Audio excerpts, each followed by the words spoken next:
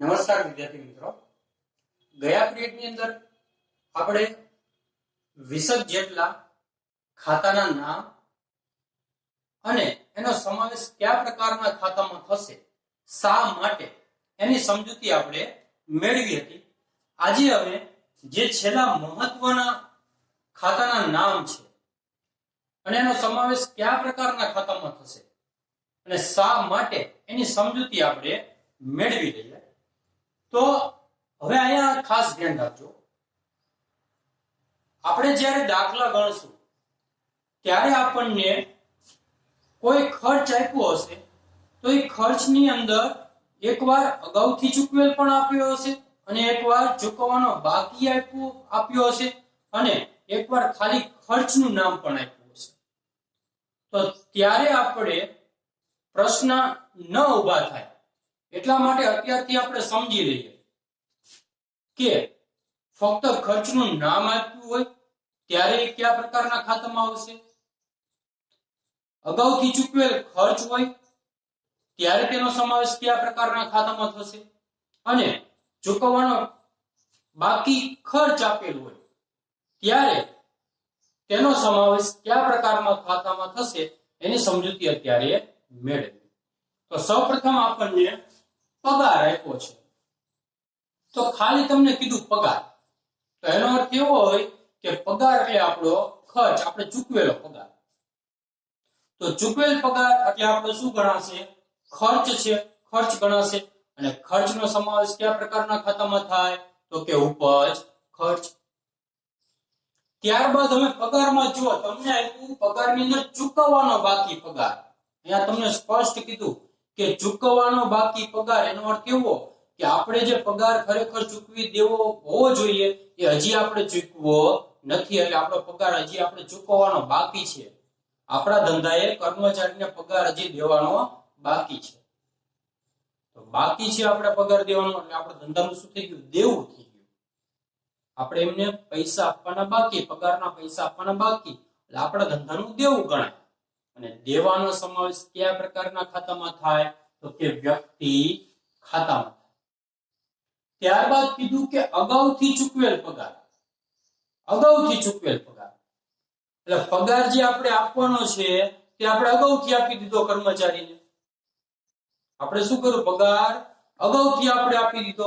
તો અગાઉથી ચૂકવેલ પગાર એટલે આપણે અમે કર્મચારી પાસે આપણે લેણું થઈ ગયું. કારણ કે જ્યાં સુધી કર્મચારી આપણે જેટલા મહિનાનો અગાઉથી પગાર ચૂકવી દીધો એટલા મહિના આપણા ધંધામાં આપણે કામ કરીને નહીં આપે ત્યાં સુધી આપણું શું થઈ ગયું? લેણું થઈ ગયું. અગાઉથી ચૂકવેલ પગાર એ આપણા ધંધાનું લેણું છે. અને લેણાનો સમાવેશ શેમાં થાય? માલ મિલકત પ્રકારના ખાતામાં થશે. તો અહીંયા ખાસ ધ્યાન રાખવાનું, કોઈ પણ ખર્ચ આપ્યો હશે તો ખર્ચની અંદર આ 3 પ્રકારે તમને આપ્યું હશે. હજી એક ઉદાહરણ લઈએ ખર્ચનું બીજું, ચૂકવેલ ભાડું. ચૂકવેલ ભાડું, તો આપણે ભાડું ચૂકવું હશે, ચૂકવું હશે એટલે આપણો ખર્ચ, ચૂકવું હશે એટલે આપણો શું હશે? ખર્ચ હશે. અને ખર્ચનો સમાવેશ શેમાં થાય? તો કે ઉપજ ખર્ચ પ્રકારના ખાતામાં એનો સમાવેશ થશે. ત્યારબાદ આપ્યું કે ચૂકવવાનું બાકી ભાડું, એટલે હજી આપણે ભાડું ચૂકવું નથી. આપણે હજી ભાડું ચૂકવું નથી, આપણે ચૂકવવાનું બાકી છે. તો ચૂકવવાનું બાકી કે તો આપણું શું થઈ જાય? દેવું થઈ જાય. કારણ કે હજી આપણે એને પૈસા દેવાના બાકી છે, તો આપણું દેવું. અને દેવાનો સમાવેશ શેમાં થશે? તો કે વ્યક્તિ ખાતા. ત્યારબાદ આપ્યું કે અગાઉથી ચૂકવેલ ભાડું.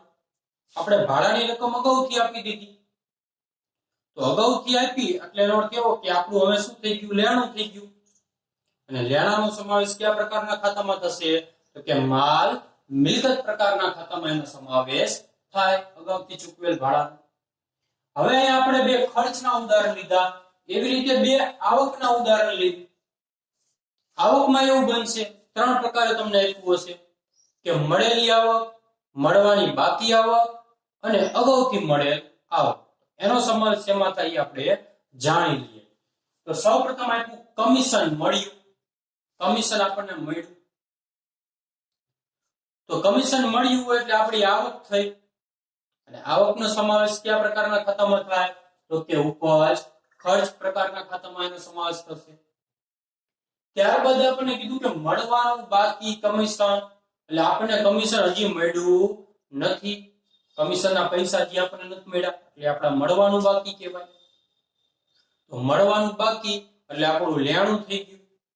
મળવાનું બાકી એટલે આપણું શું થઈ ગયું? લેણું. અને લેણાનો સમાવેશ શેમાં થશે? તો કે માલ મિલકત પ્રકારના ખાતામાં એનો સમાવેશ થશે. ત્યારબાદ આપ્યું આપણને અગાઉથી મળેલ કમિશન. કમિશન આપણને અગાઉથી મળી ગયું. કમિશન આપણને અગાઉથી મળી ગયું.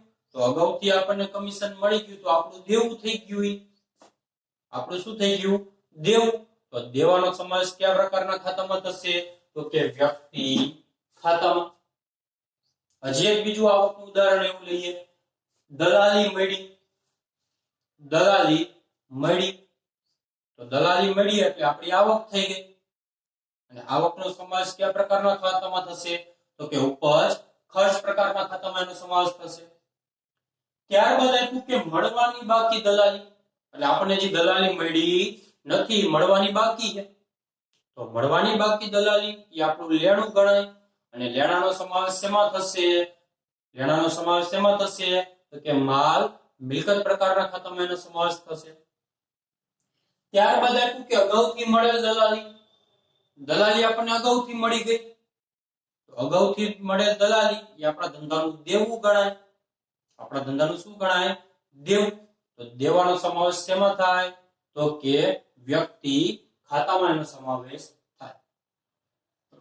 તો અહીંયા તમારે ફક્ત એટલું જ યાદ રાખવાનું કે કોઈ પણ ખર્ચ કે આવક આપેલી હોય તેનો સમાવેશ શેમાં થશે?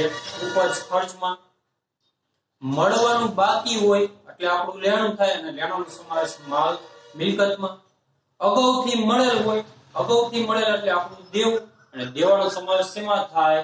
વ્યક્તિ ખાતામાં. એવી રીતે ખર્ચમાં જોઈએ, કોઈ ખર્ચ ચૂકવેલો હોય તો ચૂકવેલ ખર્ચ એટલે આપણો ખર્ચ, એનો સમાવેશ ઉપજ ખર્ચમાં થાય.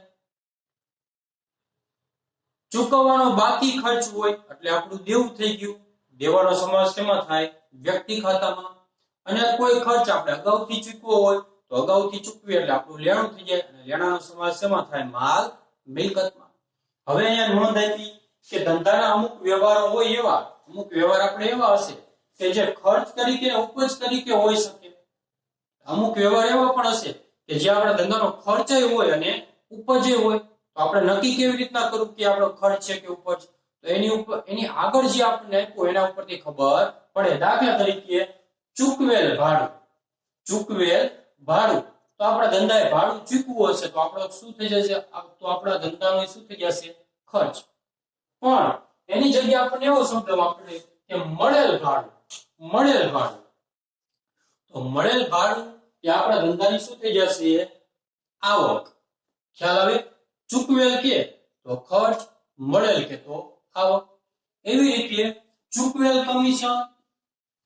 ચૂકવેલ કમિશન તો આપણા ધંધાનો ખર્ચ. પણ તમને એમ આપ્યું હોય કે મળેલ કમિશન તો આપણા ધંધાની આવક, કારણ કે મળેલ શબ્દ છે. એવી રીતે એવું આપ્યું હોય કે ચૂકવેલ દલાલી.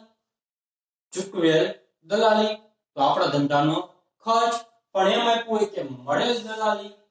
મળેલ દલાલી તો આપણા ધંધાની આવક. એવી રીતે તમને આપ્યું હોય કે આપેલ વટાવ. આપેલ વટાવ તો આપણા ધંધાનો ખર્ચ. પણ તમને એમ આપ્યું હોય કે મળેલ વટાવ.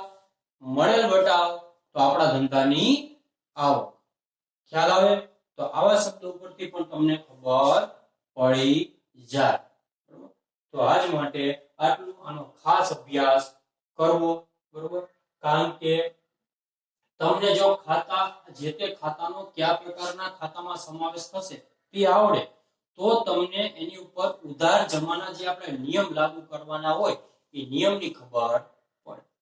જો તમને એ જ ખબર નહીં હોય કે અગાઉથી ચૂકવેલ પગાર રહ્યો એના માલ મિલકત પ્રકારના ખાતાનો નિયમ લાગુ પડે તો તમે એની નોંધ કેવી રીતે કરશો? પગારનો સમાવેશ કયા પ્રકારના ખાતામાં થાય એ જ ન ખબર હોય તો તમને ખબર ન હોય કે ઉપજ ખર્ચ, તો તમને ખ્યાલ નહીં આવે કે ખર્ચ કે નુકસાન ને ઉધારો ને આવક ઉપજને જમા કરો. તો તમને ખ્યાલ જ નહીં આવે કે પગારને તમારે ઉધારવું કે જમા કરો. એટલે આનો અભ્યાસ ખાસ કરવો. હવે પછીના પીરિયડની અંદર આપણે વ્યવહારની દ્વિઅસર આપતા શીખીશું.